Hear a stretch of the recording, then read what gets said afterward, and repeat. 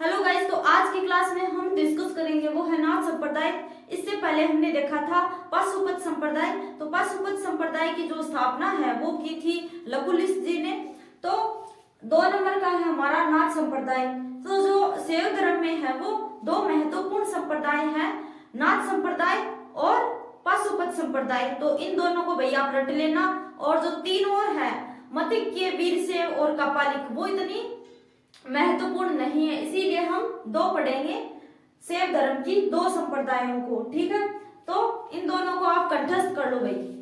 अब देखो नाथ संप्रदाय, ये है वो शैव धर्म का दूसरा संप्रदाय है जो कि वेरी वेरी इंपॉर्टेंट है भाई, मोस्ट इंपॉर्टेंट। ठीक है, तो इसके जो प्रवर्तक थे वो थे नाथ मुनि। नाथ संप्रदाय, नाथ मुनि। तो जो नाथ संप्रदाय वाले लोग हैं ये लगाते हैं भाई नाथ। ठीक है, नाथ। अब देखो प्रवर्तक कौन है? नाथ मुनि।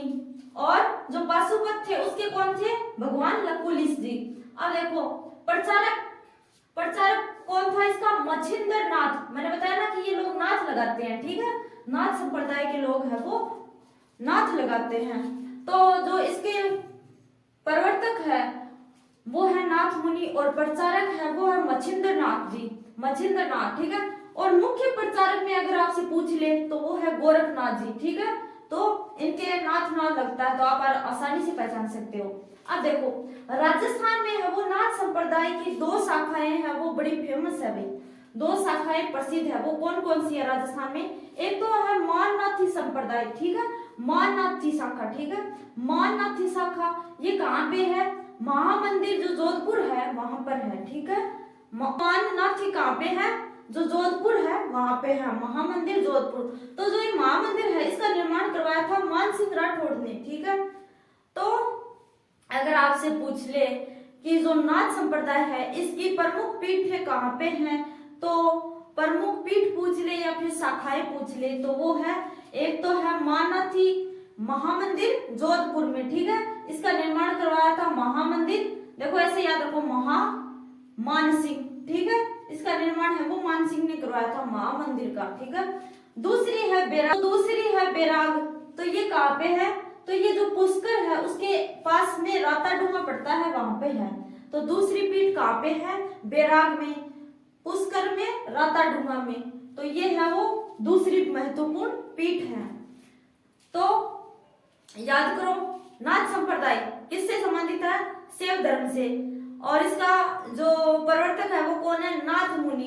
ठीक है, और इसके जो मुख्य प्रचारक पूछ ले तो वो है गोरखनाथ जी, और अगर इसके प्रचारक पूछ ले तो मच्छिंद्र नाथ जी। ठीक है, मुख्य प्रचारक गोरखनाथ जी है। अब इसकी 2 शाखाएं हैं, वो है एक तो जोधपुर में है माननाथी जोधपुर महामंदिर। ठीक है, और दूसरी है बैराग कहाँ पे है? जो पुष्कर में है वो राताडूंगा में पड़ता है। अब देखो आलवार संत, तो ये यहाँ पर है वो समाप्त हो गया। तो शैव धर्म की जो 2 संप्रदाय है वो महत्वपूर्ण थे। तो कौन कौन से थे? पाशुपत और नाथ संप्रदाय, ये 2 ही महत्वपूर्ण थे। और जो वीर शैव और 2-3 और थे वो इतने महत्वपूर्ण नहीं थे, इसीलिए उनके जो नाम थे वो ही डिस्कस किए हमने।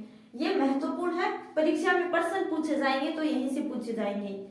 अब देखो दूसरा है हमारा आलवार संत। अब आलवार संत कौन थे? मैंने बताया कि जो भगवान विष्णु है, भगवान विष्णु यानी कि राम जी को मानने वाले ये आलवार संत थे। ये कितने थे? ये थे 12। ठीक है, 12 थे, ये संख्या में 12 थे। अब देखो वैष्णव भक्ति संत है। ठीक है, तो इसमें जो प्रसिद्ध थे वो थे यमुनाचार्य जी। ठीक है, यमुनाचार्य जी जो फेमस थे भाई, और रामानुज के ये गुरु थे। अब देखो आलवार संत कौन थे? भगवान विष्णु जो राम जी हैं उनकी उपासना करने वाले वो कहलाए आलवार। अब देखो और भक्ति आंदोलन की जो शुरुआत है वो हमें देखने को मिलती है दक्षिण में 2 रूपों में। कौन कौन सी? सबसे पहले नैनार, दूसरा आलवार। अब देखो जो आलवार जो संत है इनका पहला संप्रदाय था रामानुज संप्रदाय। तो जो रामानुज थे ये है वैष्णव धर्म से संबंधित, ठीक है, वैष्णव या विष्णु, ठीक है, राम एक ही बात है, तो ये सब इन्हीं के नाम है। अब देखो रामानुजाचार्य जी, रामानुज जो संप्रदाय है इसके प्रवर्तक कौन थे, तो ऑब्वियसली रामानुजाचार्य जी थे।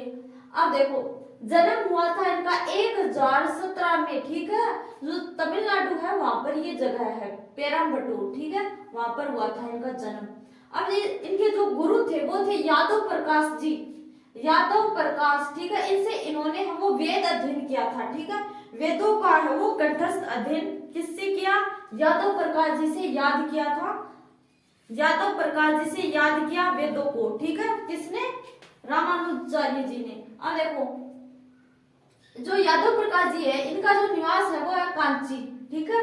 अब देखो संत कौन थे, रतिराज, और ये थे श्री रंगम निवासी, ठीक है, इनसे इन्होंने सन्यास की दीक्षा ली, कि सन्यास है वो किस प्रकार से लेते हैं, वो जो शिक्षा है दीक्षा है वो इन्होंने है वो संत रतिराज से ली, ठीक है। तो इनके अगर रामानुजाचार्य जी के गुरु पूछ ले तो कौन थे, यादव प्रकाश से, तो इन्होंने वेदों का अध्ययन किया था और रतिराज से वो शिक्षा दीक्षा ली थी सन्यासी होने की, ठीक है। अब देखो इन्होंने ब्रह्म सूत्र पर है वो श्री भाष्य लिखा था, ठीक है, जो ब्रह्म सूत्र था उस पर श्री भाष्य लिखा था, श्री भाष्य, ये टिकाए मुक्ति है भाई, तो इन्होंने ब्रह्म सूत्र पर श्री भाष्य लिखा, एक छोटा रूप लिखा उसका। अब देखो और भक्ति का एक नया दर्शन दिया, वेरी वेरी मोस्ट इंपोर्टेंट है भाई, भक्ति का एक नया दर्शन दिया, विशिष्टाद्वैत, तो भक्ति का एक नया दर्शन दिया रामानुजाचार्य ने, विशिष्टाद्वैत। अब विशिष्टाद्वैत क्या था भाई, इस दर्शन में राम को परम ब्रह्मा मानकर है उसकी पूजा की जाती थी, जो राम थे भगवान राम उनको है वो परम ब्रह्मा मानकर उनकी पूजा की जाती थी, कि सब कुछ वही है, कर्ता धर्ता सब वही है, परम ब्रह्मा वही है। अब आगे देखो रामानुज ने सगुण ब्रह्मा की उपासना में विश्वास किया, जो रामानुज थे उन्होंने सगुण ब्रह्मा जो कि ईश्वर में विश्वास रखता है, सगुण, और निर्गुण वो जो कि ईश्वर में विश्वास नहीं रखता। अब देखो ब्रह्मा की उपासना में विश्वास किया और मुक्ति का मार्ग, मुक्ति मतलब मोक्ष का मार्ग है वो ज्ञान को नहीं बताया बल्कि ईश्वर भक्ति को बतलाया। इन्होंने कहा कि अगर आपको मुक्ति चाहिए तो ज्ञान से नहीं बल्कि ईश्वर की भक्ति करके है वो इंसान मुक्ति प्राप्त कर सकता है। ये किसने बताया, रामानुज जी ने, ठीक है। तो इन्होंने सगुण भक्ति पर बल दिया और कहा कि ज्ञान से नहीं बल्कि जो ईश्वर की भक्ति है वो करके ही हम मुक्ति पा सकते हैं। अब देखो रामानुज जी को जो उत्तर है और दक्षिण के मध्य एक सेतु माना जाता है, तो पूछ ले किस संत को उत्तर व दक्षिण का सेतु माना जाता है, तो रामानुजाचार्य को है वो उत्तर और दक्षिण भारत का, मतलब उत्तर भारत और जो दक्षिण भारत को जोड़ने का सेतु माना जाता है, ठीक है, सेतु कड़ी मानी जाती है, ठीक है। अब देखो जो रामानुज जी थे उन्होंने श्री संप्रदाय की स्थापना की थी, श्री संप्रदाय की, और जो उपदेश दिए थे वो वही संस्कृत भाषा में दिए थे, ठीक है। तो इससे इनका जो सामाजिक आधार है वो संकुचित रहा। कैसे, क्योंकि जो संस्कृत भाषा थी वो ज्यादातर लोगों को वो समझ में नहीं आती थी, तो संस्कृत जटिल थी थोड़ी, इसीलिए जो सामाजिक आधार है वो संकुचित रहा। कार्य क्षेत्र था इनका कांची और श्रीरंगम, क्योंकि यहीं से उन्होंने जो गुरु थे उनसे शिक्षा दीक्षा ली थी। तो आज हमने देखा शैव धर्म का दूसरा संप्रदाय था नाथ संप्रदाय, वेरी वेरी मोस्ट इंपोर्टेंट, नाथ मुनि प्रवर्तक, ठीक है। और आलवार संत का देखा था हमने, जो आलवार संत हुए हमारे उनमें देखा था हमने रामानुज संप्रदाय को, ठीक है। तो कल हम देखेंगे जो आलवार संत है यानी कि वैष्णव धर्म है उसका एक और संप्रदाय। तो मिलते हैं नेक्स्ट वीडियो में, तब तक के लिए बाय बाय, जय हिंद, वंदे मातरम। क्लास कैसी लगी कमेंट में जरूर बताएं।